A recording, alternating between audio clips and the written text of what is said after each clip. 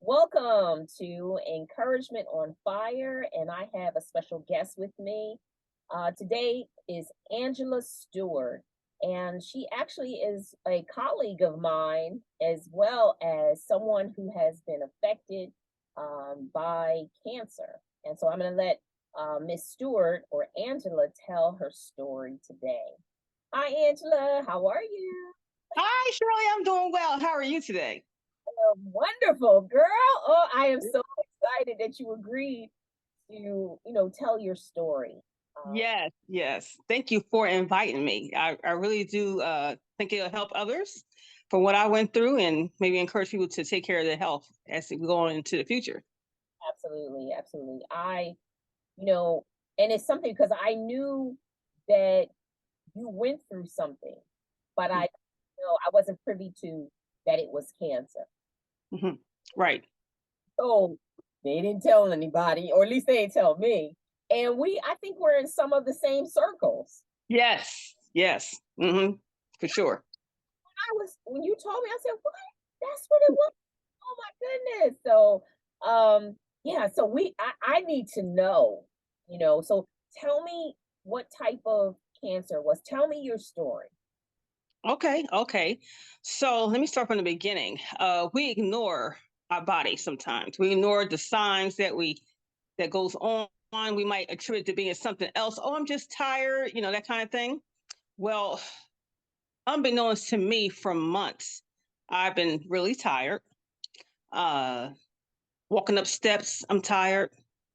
Just walking across the parking lot, I'm tired.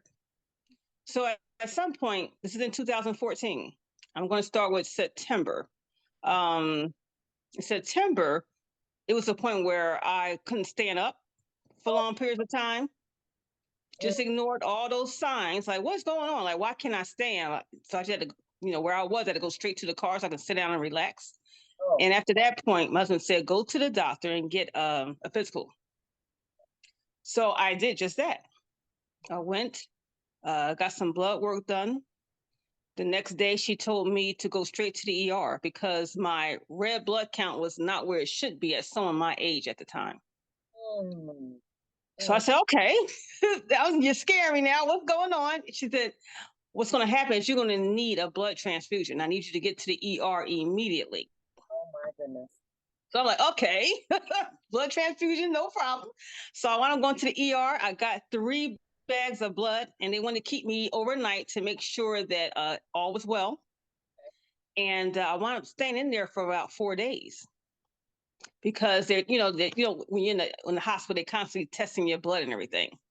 So on the third day, I had a hematology oncologist come to my room and said that they were checking my blood and some things came up where they think it could be leukemia, but the numbers are not right for it to be like leukemia. So they want to run more tests. They want to do a bone a scan biopsy and that kind of thing. So I was like, okay. So I just went along with it to make sure what's going on. But he still couldn't determine what it was. So now I went on home. And in the meantime, I'm losing weight. In the Mm. meantime, I'm losing like a pound a day. Yes. So what's happening is now we're in November. Now I stuck with this hematology oncologist because he was the one running the test. He's trying to figure out what's going on. So what wound up happening, what he did was he couldn't figure it out. So he sent my blood work and all my records to 3 different places. Sloan Kettering was one, University of Penn was another, and I can't recall the third one right now, but University of Pennsylvania figured it out. I know they did. That's an excellent hospital. Mhm. Yeah, so I stick by them. I stick by them.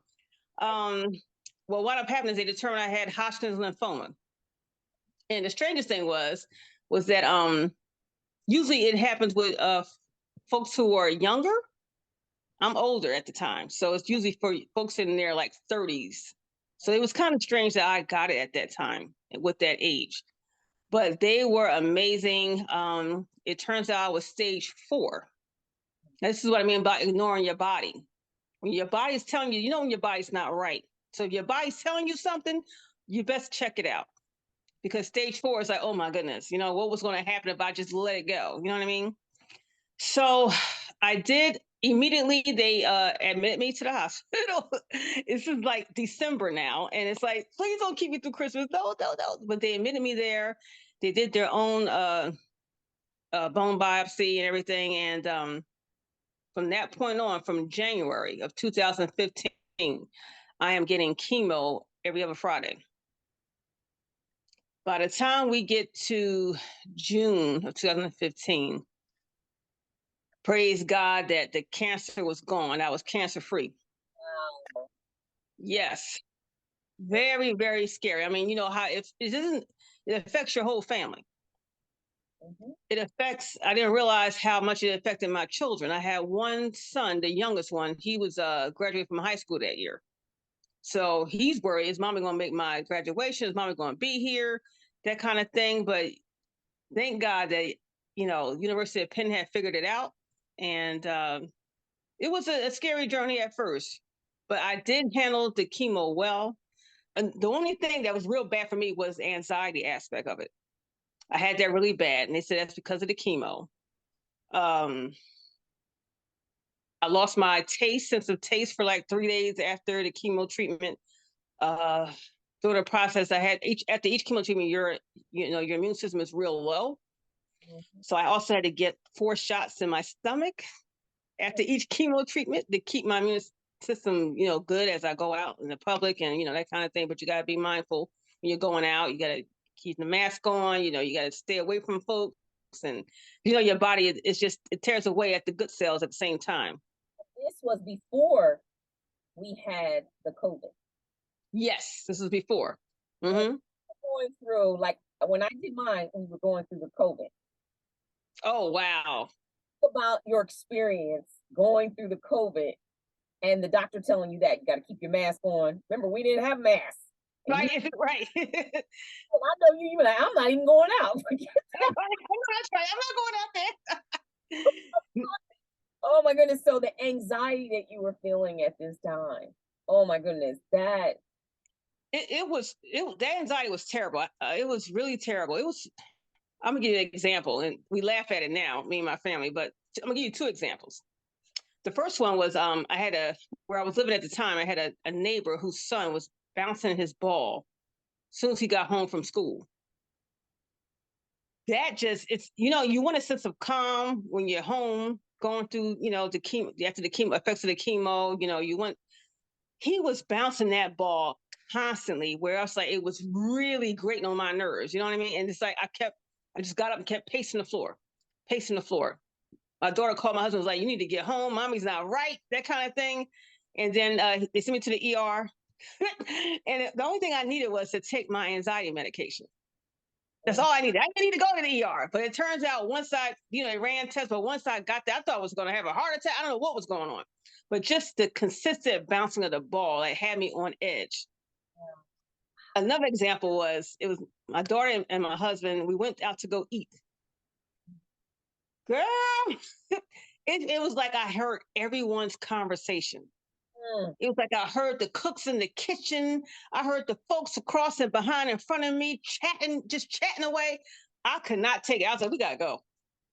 What you mean? We got to go now because I felt the anxiety building up where I was like, I was just going like, oh my gosh, we had to leave. So that was just the anxiety was the bad effect from that chemo, which really, really, oh my gosh. But during COVID, now that was my concern. Now, keep in mind that 2015, I'm done. Right now, 2015, I'm just going every 6 months to get a CAT scan. I'm cancer free. So COVID, every three, because I'm doing every three right now. But did you go? it went to no, not every 3. I was every 6 months. Then it went to once a year. All right, And whatever. then Every doctor's different. They have different things they want you to yeah. do. Okay. Mm-hmm. COVID didn't affect me. That was my concern. So I emailed them. I was like, do I gotta worry about it? No, you good. You Oh, are well into like 4 years is into recovery right now. You're good. So once you COVID didn't affect me. But 2 year mark. Once you hit that 2 year mark, yeah, okay, now you're out of kind of the water. You know what I mean? but that's right. To get out of the woods, just take care of yourself as usual, that kind of thing. Because I was like, dude, look, I need to like stay away from work. Like, what I gotta do? Like, no. He said, no, you're good. But the funny thing about COVID, when you asked me that, is that the ejection fraction, if I'm saying that correctly, which is the fluid that releases releases the chamber in your heart each time you contract, those numbers were low. And they attributed that to chemo sometimes. Mhm. So what he did was he recommended me to see a cardio oncologist. So what I did was I got some tests done, I got some stress tests done. Everything panned out well, but the end result was they attributed it to being low because of COVID. Because I had caught COVID, let me see, November of 2020. So that could kind of do something with your heart type thing. No, And I understand. Everyone is different, and that's why I love hearing the stories of those mhm, that overcome, because you live to tell your story. right. Your story is going to be different than someone else's, where you were affected with the anxiety, you were affected, with now that I have to be mindful that if there's something like a COVID or flu epidemic, Mhm. I could be affected that way. And so now you're affected. You already realize, okay, I just need to be mindful. If there's a large epidemic, I need to keep that mask on. That's right. Hmm. For 4 years, it's like, okay, maybe I still should in some situations. Yes. You get to a large crowd. You know how we Oh go to concerts. Well, you know what? I might need to put it on right now because yeah. it's me against all these people in here. And I And be on your mind. even so with that, even like with now, it's still even at work. You know what I'm saying? And I believe like I'm taking vitamins now. It's like I know you said I'm out of the woods, but still, it's like with that COVID out here and the flu. I just had the flu in November. You know what I mean? It's like my resistance is still low. Yeah, and You know. that's what they say after you've gone through any chronic disease, or Hmm. you're going to be affected a little differently than someone who their immune system was never affected. Um, Right. so I still like to believe we're stronger because we're aware. Yes. We're mindful. Okay, I have to take my nutrients. Making Hmm. right foods, making sure that I'm being careful and listening to my body. Where a lot of times Yes. I never go through things like, oh, I'm just carefree, doing me. Hmm. One thing you said, and you said mention work. Um, how did you go through the work health? How did you maneuver those 5 months? Did you stay out of work? Did you work from home? How did you do that? Because I know when you were, and we're not going to name the place that we both work at, but Right. Hmm. time, I think you were isolated from a lot of people. I think it was during your new position, right? Or were you still in the same office I was still in the same office. okay, you was in the same, Mhm. and so now you're around a lot of people coming in and out. No, ma'am. No, ma'am. The first doctor who detected I may have something going on, the one who thought I had leukemia, he took me out of work immediately. Got you. So I was not working that entire 8 months. Oh my goodness. Oh my goodness. And Hmm. yeah, see, that was wise. Right. So a lot of people, and I'm not, like I said, we're not pointing any fingers, but at the same time, self-care, we preach, we teach self-care. And Yes. many times based on our working conditions, sometimes, Mhm. because everybody assumes everyone has access to FMLA or Right. stay out an extended amount of time at your jobs. That's not always the case. Exactly. When you have the opportunity to do it, you should take advantage of it because self care is a powerful thing. You are able to focus on you. You are You. focus on eating and all of those things. Tell me about how you did that for yourself. That was oh gosh. That was kind of tough because a lot of things is going on. Like I said, with the anxiety and that kind of thing. I'm worried about who's going to figure out what's going on because I'm losing. I went down to 92 pounds.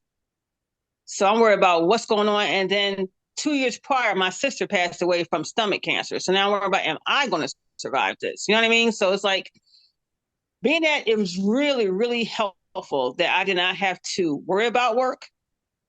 My focus was on what's going on with me. Is it curable? And once I found, I was like, praise God that it is. You know what I mean? Because I was just so,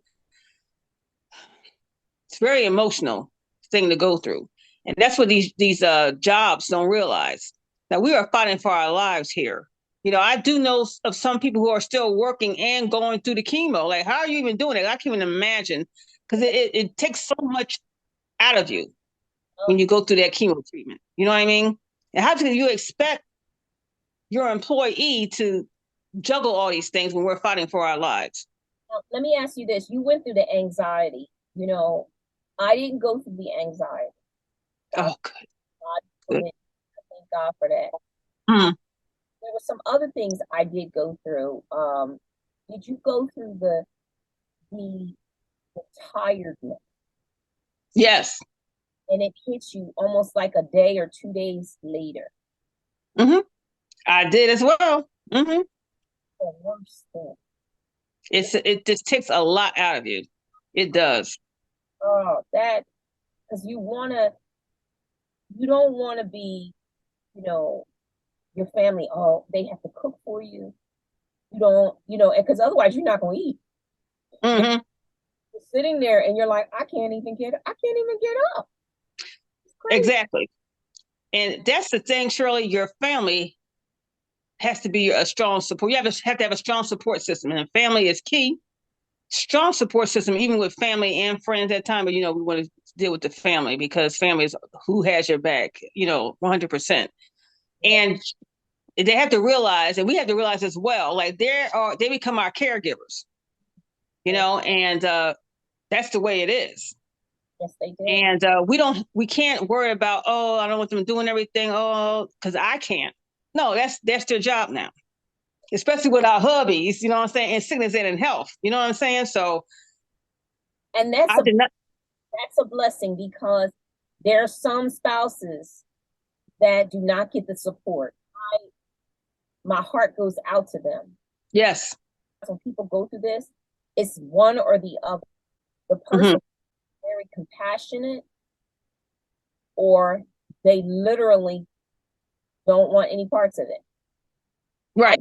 I can't imagine going through that and my husband not having that sympathetic, ear or there, because now I also went through the neuropathy and the pain in my joints and my arms. So there Oh, was wow. stiff and I couldn't move. And he would massage my arms and my legs, putting pain medicine on them. I'm gonna do that. Mm-hmm. I'm just Exactly. who else is gonna do that? Like, right.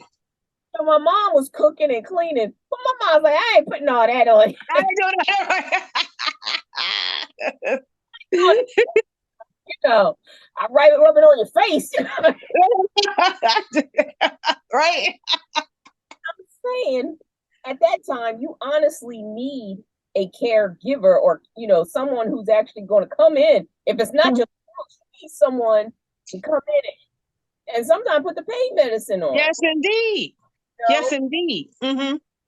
That's just, we all are affected in different ways, and we are. Mm-hmm. Now, anxiety you went through and the tiredness, was there any other symptoms? Yes, because you just reminded me of that when you said about when we saying that they had to become the caregiver and they got to do the little things that help help us feel better. You know what I mean? I did have drenching night sweats. Oh, and that was before I went and got the blood work done. Woo, talk about that, isn't that? Woo. So not where we at? We're in September, so it's getting kind of cool outside. I want the fan on. I want the air on. So I was like, what is going on with you? You want to sleep out there? You want that fan on? Not knowing that I'm changing pajamas like twice out the night. You know what I'm saying? Drenching night sweats was the main key in that weight loss. And the tiredness. Those are the main 3 symptoms I can say that I ignored. And But then you get scared when you see yourself losing weight. You know what I'm saying? Like, oh, what's going on here? It's unexplained weight loss. So you can't even attribute it. I'm not dieting. You know what I'm saying? So why am I losing this weight? You know what I mean? Get on the scale, it's a pound today. It's like, why am I sweating so much where I'm drenched? You know what I mean? It's like, yeah, so, the drenching night sweats. And then the tiredness. So what my husband did was a little thing. He went and bought one of those refrigerators because I couldn't even walk to the kitchen to get myself, and you're very thirsty. I couldn't even walk to the kitchen and get myself something to drink. So he went and bought one of those little refrigerators to put in the bedroom so that I don't have to go far. You know what I'm saying? That's what we're saying about when we a support system that understands that I need to take care of my spouse or the kid. I need to take care of mommy. You know what I mean? That kind of thing. let me tell you, during the day, between my mom and my husband, they had bought me, you know, those little rolling things, the drawers. Yeah. Had all my supplies in there, tissues, things. So if I'm sweating, little cold things. Yeah. They put it all in there. Change your clothes. I mean, Mm-hmm. hey, my mom, she changed the on our sofa. She changed the sofa for me. She put sheets on it like every day. Every day. Uh-huh. When my husband went out, he made sure, okay, you have everything you need. Like, just making sure everything was supplied in that area. Water, the water you have to drink. Oh Woo! my gosh, yes. Mm-hmm. Water. I had so many jugs of water you have to drink every day. I think it was more than 64, at least 64 fluid ounces or two of them. Uh-huh. Wow. To pour it out. That's what the doctor had told me. And I was like, oh my goodness. I was trying to drink it all. And every day with those supplies. Mm-hmm. These people are wonderful. They going through something too. You know what I'm saying? They did emotionally. I remember my husband looking at me and he's saying, remember when this first started, he looked at me and he said, no pressure, but you can't die. Mm-hmm. Like, what? No, That gave me fuel, because he had gone through two of his sisters that passed. Now tell me, because you talked about friends in addition to your wonderful husband and your children, how did your friends react to telling them you had the cancer, or did you not say anything? Like, I did not say a thing. My friend circle is very small. I did not say a thing. We made sure that none of the kids put anything on Facebook about it. Folks didn't know until folks didn't know, like, on as far as social media goes. No one knew until I rang the bell on my last day at ring the bell. And it's a picture of my daughter giving me a kiss, and she posted that on Facebook. And that's when folks said, "Oh, I didn't know. You should have told me." No, my husband, he was adamant about, we are not letting folks in. We're going to make sure we stay private with this. We're going to pray together as a family, and that's how we're going to get through this. You know what I'm saying? So that no one didn't know. So only folks that know was family, unless if you have a close friend who you know is there for you regardless of anything, then you can share. But it's up to how you're feeling. I think if you want to share. Now the people at work knew. And I did have a coworker who knew, and she wanted to come by the house, and no company. I had to let her know, no, we're not going to be having any company. And then at that point, my hair is coming out. Now, you know what? That didn't upset me.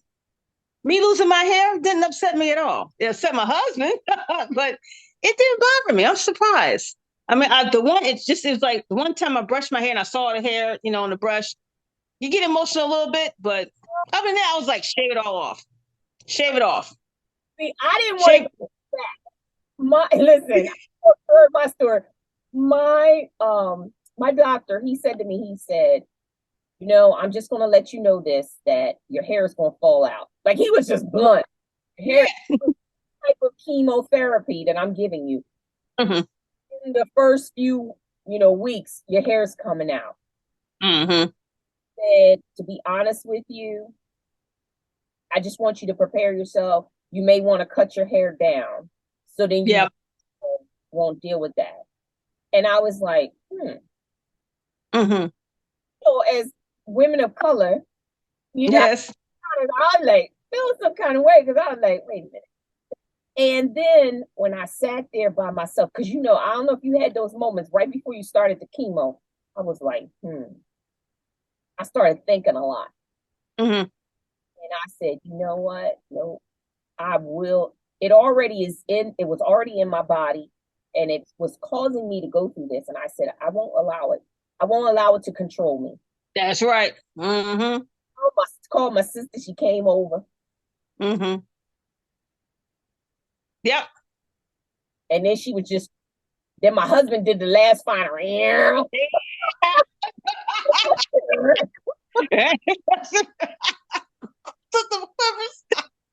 I'm crying like a fool. But it was necessary. I didn't allow that to control me. And I said, no, you will not control me. And I was like, no, I'm tired of this. Mm-hmm. This situation. Going to chemo, I just got tired of being poked. I got tired of the blood being drawn every visit. I got tired of even this is the early part of it. The early part of it. They keep running tests. They keep doing the bone marrow scans. You can't rest when you're in the hospital because they always coming to draw some blood. You know what I'm saying? Constant. I loved it when I got the chest port because they were able to draw the blood from there. I still have yours still, or they took it out. Oh, I told them to remove it. Yeah. But I just got tired. And my husband said, at some point, it seemed like you was giving up. And I don't recall me being in that stage. Yeah. I don't think, I don't recall that because I know at some point I didn't want to eat anymore because you're just so tired. He's like, you got to eat, you got to eat. Come on, baby, you got to eat. And just like, and then even my oncologist said, if you lose 1 more pound, you can't lose more weight. He said, put it that way. You cannot lose more weight. You have to eat, Oh my God. But at some point, I was like, just tired of everything, Yep. Just tired of everything. And I was so bad that when I got the chest port inserted, I went straight to chemo, being at stage 4. It wasn't like no time, in between. He said, you're going straight to chemo once this port get inserted. So that was, girl, a blessing. You know what I'm saying? God is our strength. You know what I mean? And you draw from that. You know what I'm saying? You pray hard. You pray for the healing. He knows that he wasn't done with me yet. He said, you still got some more work to do. He saw me through it. You know what I mean? As well as the support of your family and your friends. And that is important. You have your faith. Mm-hmm. And you say, God, I'm standing on your promises. Isaiah 53:4-5. I don't know, even if my circumstances don't look like I'm healed. Mm-hmm. And you had the support of your family, which a lot of people don't. Right. And, in this process, I've been talking to a lot of people where they say that they almost gave up because their family gave up.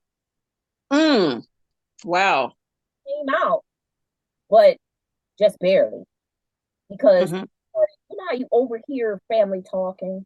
Hi, everyone. I'm Shirley Farrar, and you have just listened to the first part of Encouragement on Fire, number 48, where I'm talking with Angela Steward in regards to her process with cancer. You just witnessed us at the end of our podcast session. You were talking about the quiet whispers and talking about the conversations that people who have gone through the cancer process, they've lived to tell the story of the conversations that family or friends are having, and they don't think that they're listening. They don't think that they can hear them, but they do. And so, I started to tell her about some of the stories that people were revealing when I was interviewing them. Some of them I've interviewed already, some of them it's just in conversation. So I hope that you stay tuned next time that I air part 2 of my conversation with Angela Stewart, expected in the month of February. So stay tuned. I'll talk to you soon.